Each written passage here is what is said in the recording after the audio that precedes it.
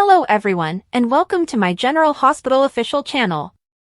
I hope everyone is having a wonderful day. Before we begin, please hit the subscribe button and give this video a thumbs up. Willow is revealed as Daisy's stalker in Drew's retaliation against the runaway bride. According to General Hospital teasers, Willow Tate may be revealed as Daisy Gilmore's stalker and Drew Cain may exact revenge on his fugitive bride. Fans of GH will remember that Drew soon knew it had to be Willow after Nina Reeves accused him of stalking Sasha Gilmore Corbin's child. Drew figuring it out right before his wedding, which might be ruined, might be significant. Willow appears on the verge of vomiting as she prepares to go down the aisle to Drew. Now that Willow is aware that Drew had an affair with Nina while she was falling deeply for him, this is the last man she wants to wed. If Willow doesn't agree to marry him as planned, Drew might have to pay the price for being silent about it for more than a year. Given the likelihood that Willow will leave the chapel without getting married, Drew might lose his temper. Drew may conclude that he might as well turn against Willow since she is going to turn against him.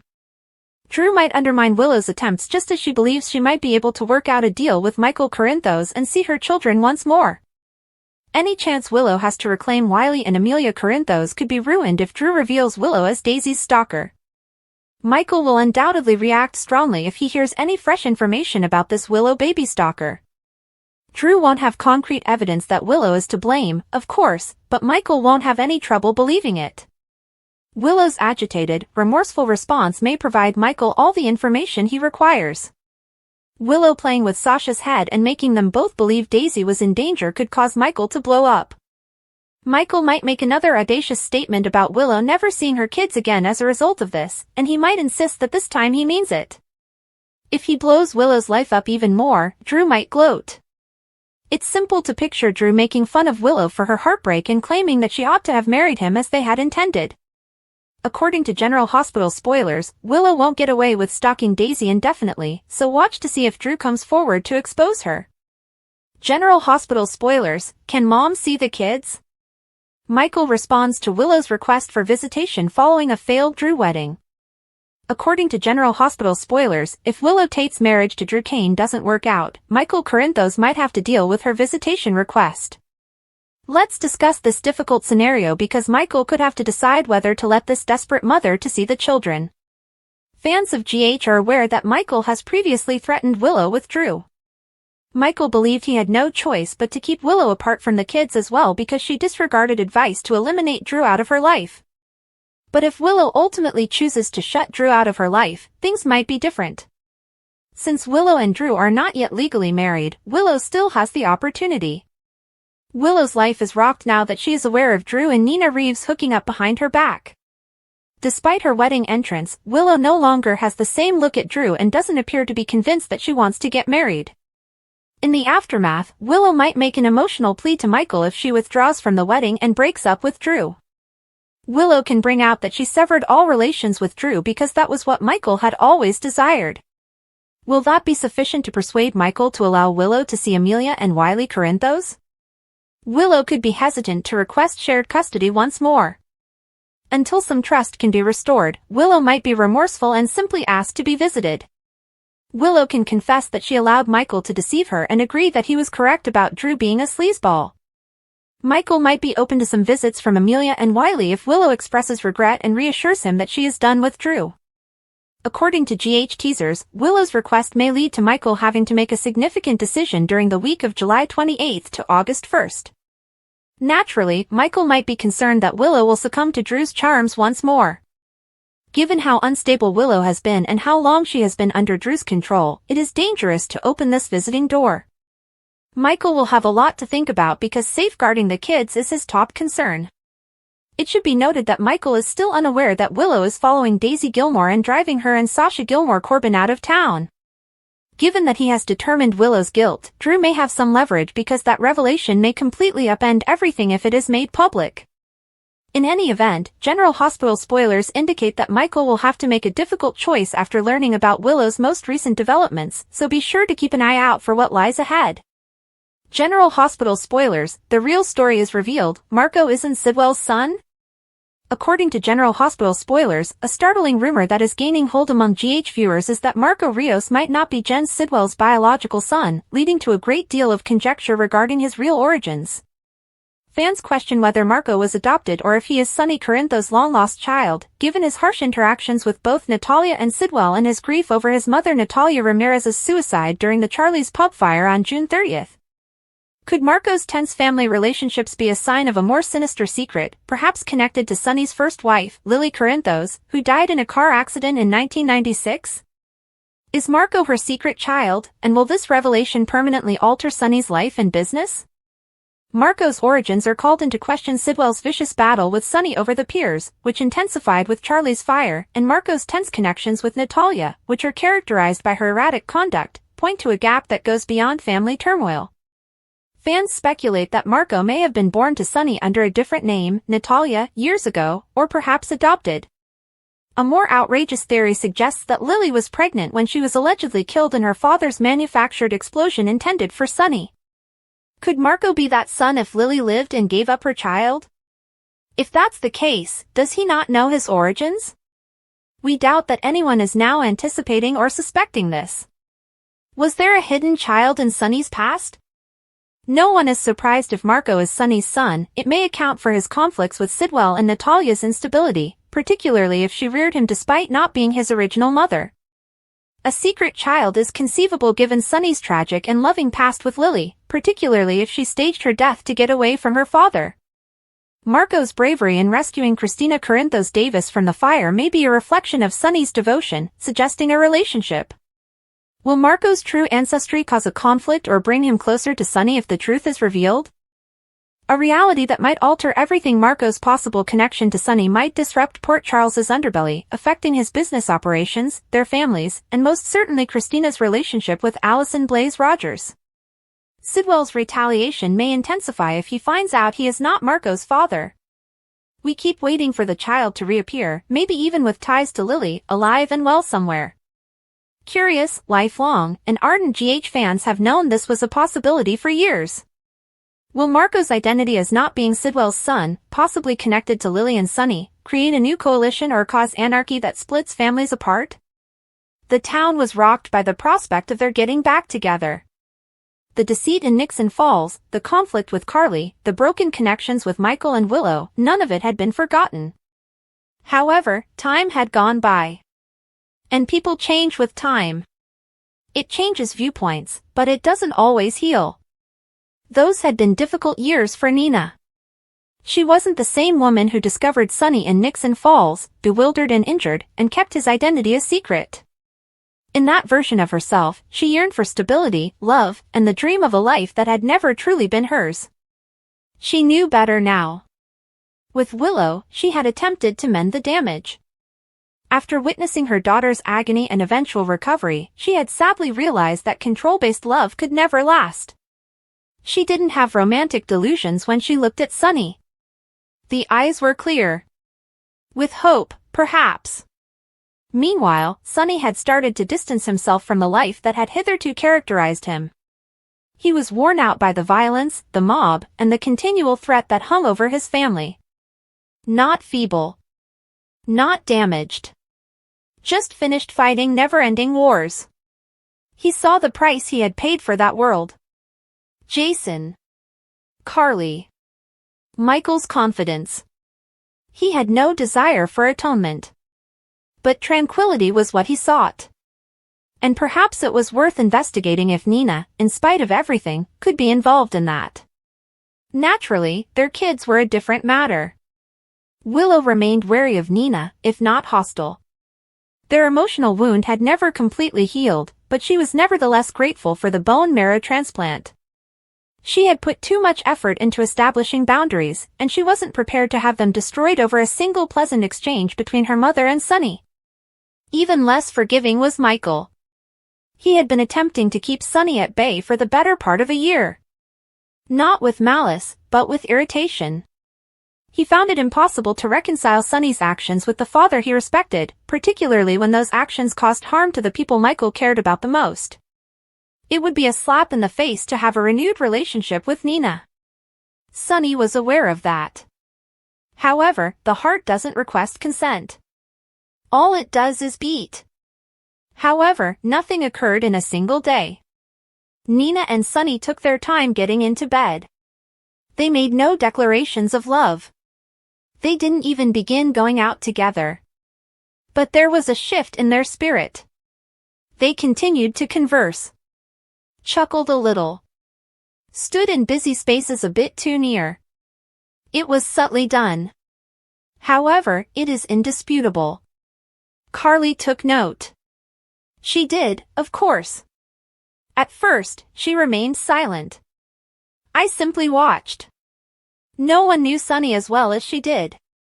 She also noticed that his posture had changed, not in her direction but in another direction.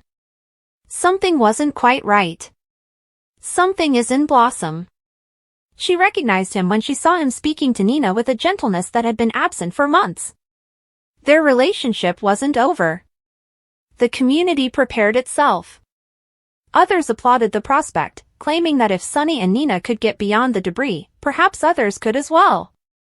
Port Charles might start to recover. Others objected. Nixon Falls had not escaped their memory. The dishonesty had not been forgiven by them. The mobster and the woman who had previously held him captive were not to be seen finding comfort in one another's arms. Amid all of that chaos, however, Sunny and Nina were at a fork in the road. They didn't require permission. They required the truth. In actuality, their relationship had never quite dissolved. It was tattered. It was broken. However, it had never vanished. Now that years of suffering had passed and a glimmer of warmth had returned, they had to decide whether to permanently go, or to move forward with one cautious stride. As yet, neither of them understood what it meant. Not entirely. However, the most impactful stories aren't often the ones that make headlines. They are the ones that start off in silence. With pardon. They exchanged a look. With the tacit knowledge that perhaps, just possibly, the tale isn't finished yet. Marco is not being truthful when he says that Willow will marry Drew despite her feelings for Nina. Nina didn't know that Curtis had already visited and informed Willow about her and Drew sharing a bed when she knocked on the door to the bridal room. Willow asked right away if Nina and Drew had an affair as soon as she walked in. When Willow pressed Nina, she had to confess that she had slept with Drew from April to August, even though she was falling for him at the time. Willow was furious as she persisted in questioning Nina, who clarified that she had persuaded herself that if she enticed Drew away from her, she could attempt to keep Willow's marriage to Michael intact. Willow accused Nina of allowing her to fall more deeply in love with Drew and of remaining silent while she sacrificed her husband and kids for a man she knew was deceiving her. Nina brought up the several times she told Willow that their relationship wasn't healthy and urged her to admit that it had reached a stage where she couldn't say anything negative about Drew without Willow berating her. Willow told Nina that she had tried everything to pull her away from Drew and that, had she known the truth, she would have left Drew right away and still had her children. Nina persisted in defending herself by telling Willow that she was terrified of losing her and that she now wanted to do everything in her power to make things right. Willow, who could never forgive Nina, told her that she had lied to her, betrayed her with Drew, and contributed to her losing custody of her children. As Nina persisted in apologizing and pleading not to be excluded, Willow considered defying her intuition by giving Nina a chance in the first place and came to the conclusion that their relationship over the previous 12 months was never genuine because it was based on falsehoods. "You could have saved me from all that heartbreak," she said to Nina. "You only needed to tell me the truth," and now she had lost everything as a result of her silence. Willow claimed that after burning every bridge and giving up everything for a man who had deceived her throughout their relationship, he was now all that remained of her. Willow responded, "I understand that you weren't cut out to be a mother," in response to Nina's plea for her to attempt to comprehend her situation. "Perhaps because of how awful your own mother was. However, you are devoid of a maternal bone. I'm envious of Nell. She passed away unaware that you were her mother." At last, she instructed her to leave immediately, saying, "I wish I'd been so lucky." Willow sat in disbelief and thought back on some of the most significant times she had spent with Drew over the previous year. However, it appears that she proceeded to dress in order to attend the wedding. When Drew and Kai got to the chapel earlier, Elizabeth was going over last-minute arrangements. Scout and Alexis showed up. Not long afterward, Liesl went up to Drew at the chapel and told him she was hesitant about the wedding, saying, "I will always be grateful that you saved me in Greenland so I could save Willow's life. However, stealing that innocent young woman from your own nephew has somewhat damaged your hero status, don't you think?" Before Drew could reply, Elizabeth rushed Liesl out of the path. Later, when Rick appeared, he startled Elizabeth in the vestibule. Ava approached him and hurried away as he was flirting and asking for a nice dance at the reception. Ava appeared to have consumed sour milk, according to Liesl, who also informed her that there would be an open bar at the reception if it would help. Later, Rick went up to Ava, but she gave him a cold, somewhat scathing remark. The rest of the guests showed up, including Martin, who is afraid of weddings. Ava invited Alexis to her office for a future meeting that would only be the two of them. Nina rushed in to urge Liesl to accompany her as Lucy instructed everyone to take their seats. Elizabeth came in to inform everyone that the bride was ready after Nina informed her that there would not be a wedding. With a disillusioned and disassociated look, Willow appeared in her wedding gown, ready to walk down the aisle as Scout dropped the flower petals as she did. To conclude their conversation, Lucas accompanied Carly to her office at the Metro Court. Before any of them said anything further they would later regret, Carly thought they should calm down. Although he expressed regret for going too far in bringing up Morgan, he claimed that his point was that her devotion to Sonny had only caused her sorrow and anguish. Carly stated that she didn't agree with everything he was saying and that she didn't want to listen to him lecture. Lucas claimed that Sonny was a gangster who had committed horrible crimes and abducted Marco when she stood up for him. She reaffirmed that Sidwell was the one who endangered his son by starting the fire at Charlie's that might have killed Christina. He admitted that Sidwell was mistaken, but he also maintained that Sonny was at fault and that he could no longer justify Sonny's behavior the way she could. As their argument went on, Lucas even questioned Sonny's account of what happened to his father and kept berating Carly for always standing up for Sonny. Carly believed that Lucas was willing to abandon his long-standing familial ties because he was so engrossed in the novelty of his relationship with Marco, but he thought that she had been living in Sonny's world for far too long and that he would not be a part of it. Sonny and Marco conversed in his hotel room in Metro Court in the meantime. After everything he had just endured, Marco was a little offended when Sonny told him to move out of his way. Sonny reaffirmed that Sidwell, not Marco, was the source of his issue and promised not to touch him as long as he stayed out of his father's affairs. Sonny stated it wouldn't be an issue for him to practice law for his father's respectable company, but that it would be preferable if he did it from a distance. He also recommended that he return to Miami. According to Marco, he had no plans to return to Miami and felt it was unfair that he would be in danger only because he was in a relationship with his father. Sonny reminded him that Sidwell had moved to Port Charles to start all kinds of mischief, and that Port Charles had been his home, where he had reared his children. Marco acknowledged that if he had known what he was getting himself into, he would not have moved, but he has since made a home for himself there and is unwilling to leave. Sonny answered, "Well, I suppose we're going to have to find a way to live together in peace." Sonny asked Marco whether he was among those who believed he was to blame for Natalia's death. Marco claimed that after originally blaming Sonny and even telling the police that he was to blame, he now saw that it wasn't that easy. Natalia was placed in an awful situation by the cops, but Sonny informed him he loved her and didn't want anything bad to happen to her. Although Marco admitted that she had frequently used excessive drinking to cope with her stress, this time she combined it with drugs, he still wished she had simply accepted the bargain from Turner. He admitted to Sonny that he might not be his biggest admirer, but he was aware that Sonny had not given her the pills. Sonny said he owed Natalia a lot because she helped him a lot and wanted Marco to know that his mother loved him deeply and regretted being apart from him for so long. When Sonny asked Marco if he thought she did it on purpose, Marco replied, "My mother was a lot of things, but suicidal wasn't one of them." Lucas saw Sonny still in Marco's room after leaving Carly's office. Lucas accused Sonny of coming to intimidate Marco, but Sonny said he had said his piece and was leaving. He assured Lucas that he didn't want any problems with him, but Lucas made a very unsettling threat, saying that if Sonny touched Marco again, he would be sent to the police. Lucas wanted Marco to go to the police after Sonny left so he could include his conversation with Sonny in his statement, but Marco informed Lucas that he never did. He clarified that he didn't want to talk to the police about Sonny because he didn't want to get drawn into his father's and Sonny's predicament anymore. Sonny went to Carly's office after leaving Marco's room to find out what was happening with Lucas. Sunny asked her if she had ever told Lucas anything that he could use against her and warned her that she needed to keep him in line. Carly ultimately lost it after dealing with Lucas's anger against her for sticking by Sunny and Sunny's doubts about her fidelity. She remarked, "You two are making me crazy." They conversed peacefully. Sunny didn't want to sour relations between Lucas and Carly.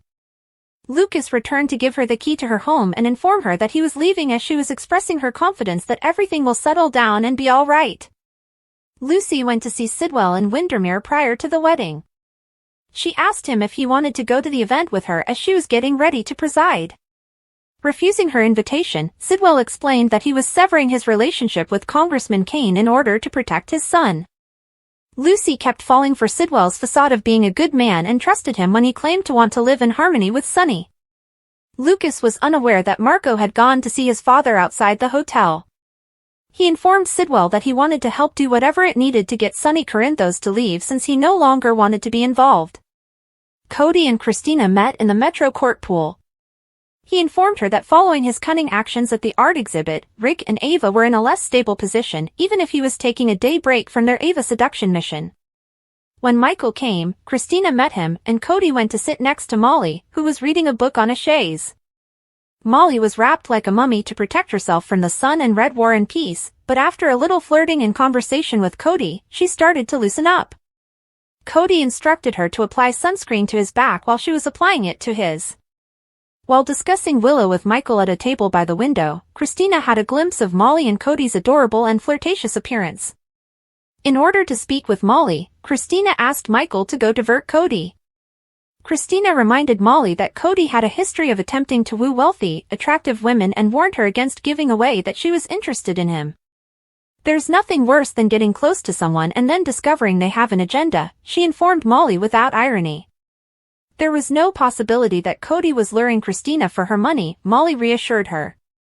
Christina thanked Michael for his assistance once they had finished speaking with Molly and Cody, but he was curious as to why she was attempting to obstruct Molly's relationship with a man who had feelings for her. Molly gave him a more dubious look after Cody handed her a drink and asked her to continue applying the sunscreen to his back. Dr. Liesl Albrecht returned to Port Charles with a purpose as cold and abrasive as a scalpel, not with much fanfare. She got off the private plane not to feel nostalgic or to be hugged, but to do what she thought no one else had the guts or the fortitude to do, defend her family no matter what. And it meant pursuing Drew Kane this time. Not even 24 hours had passed when she found herself sitting opposite Nina Reeves in the Crimson office, with the blinds drawn and the door locked. As she listened carefully to the most recent story that was developing around Willow Tate, her ice blue, unblinking eyes pierced Nina's. Liesl had always been deeply devoted to her people. And she had become even more careful and calculating after the hurt of losing Britt. Nina had whispered, anxiously tinkering with the edge of her blazer, "Drew has too much influence over her. She isn't thinking straight. She does as he does.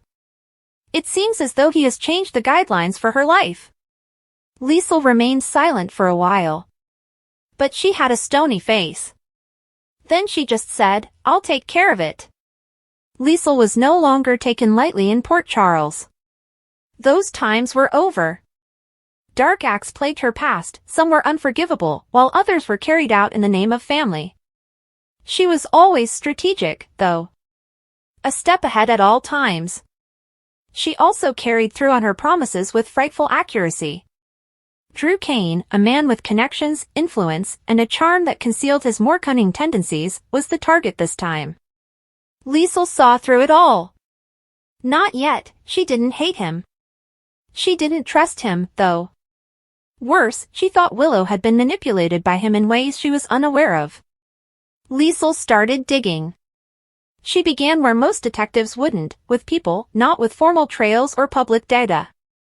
Quiet interviews with former co-workers and private discussions with those who had previously interacted with Drew in the Navy, the WSB, or Aurora. Liesl had a talent for eliciting conversation. Persuasion was used occasionally. Occasionally with subliminal dangers. The information, however, flowed. Soon after, patterns began to appear.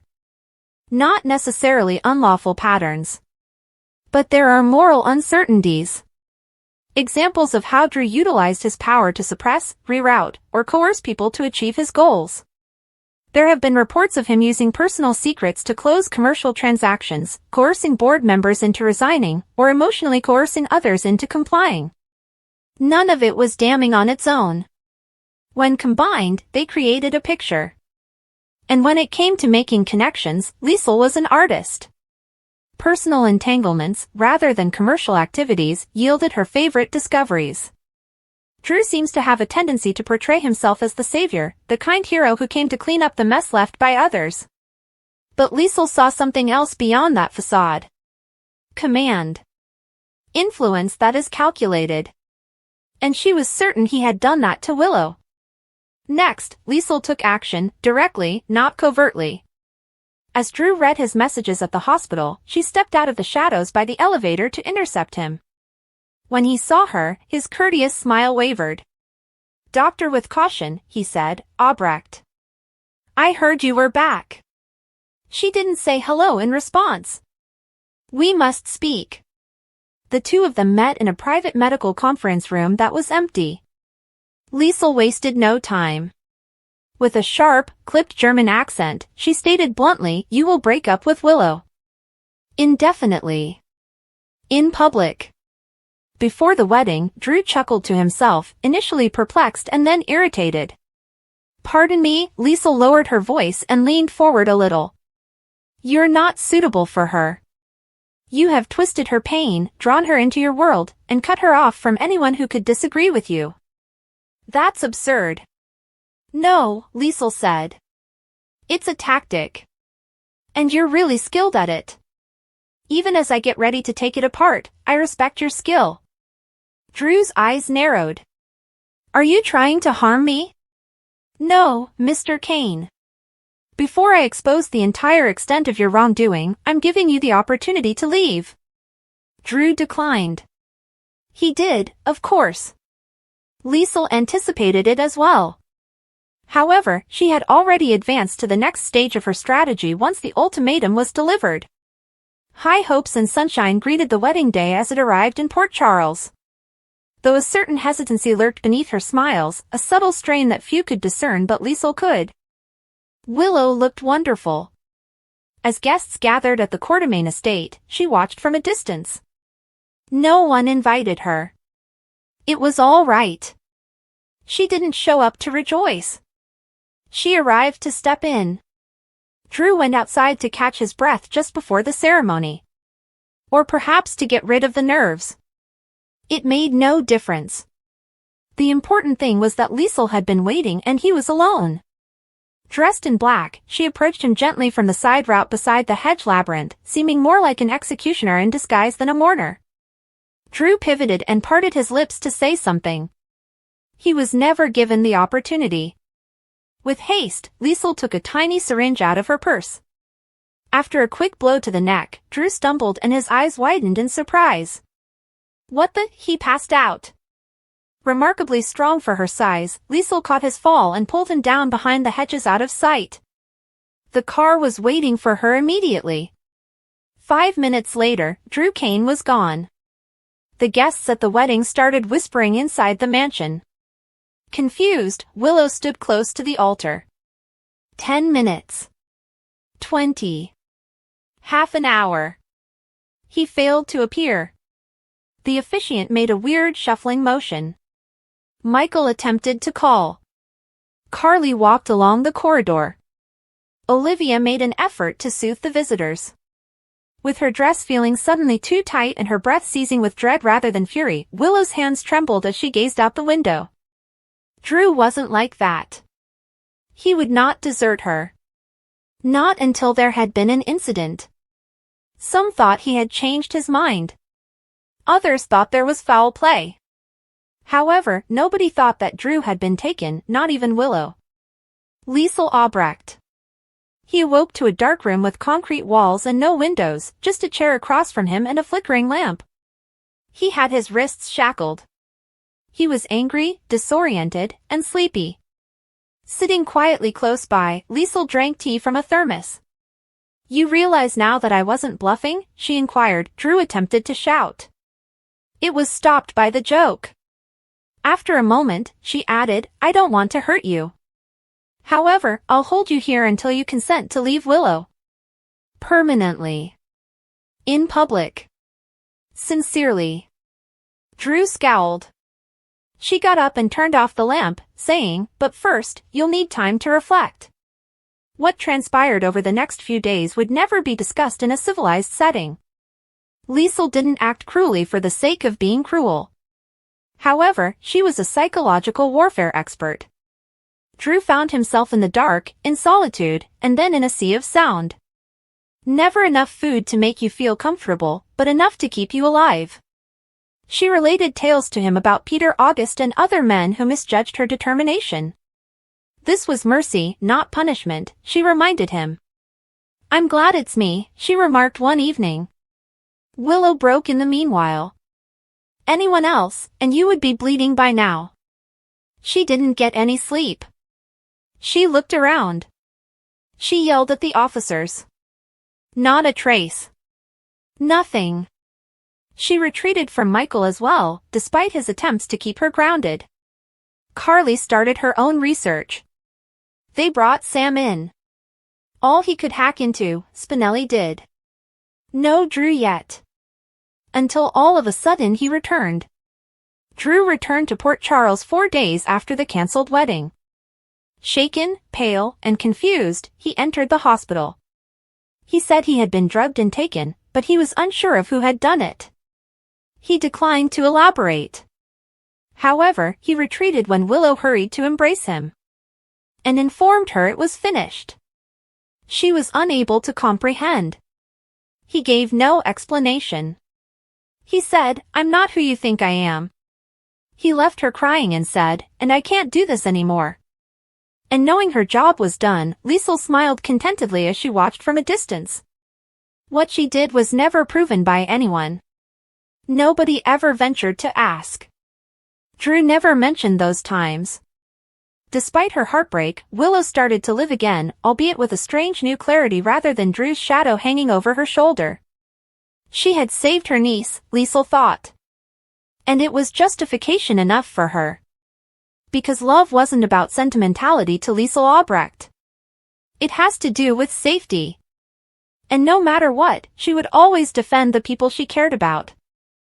Thanks for watching. If you like this video, so please don't forget to subscribe my channel and don't miss any update.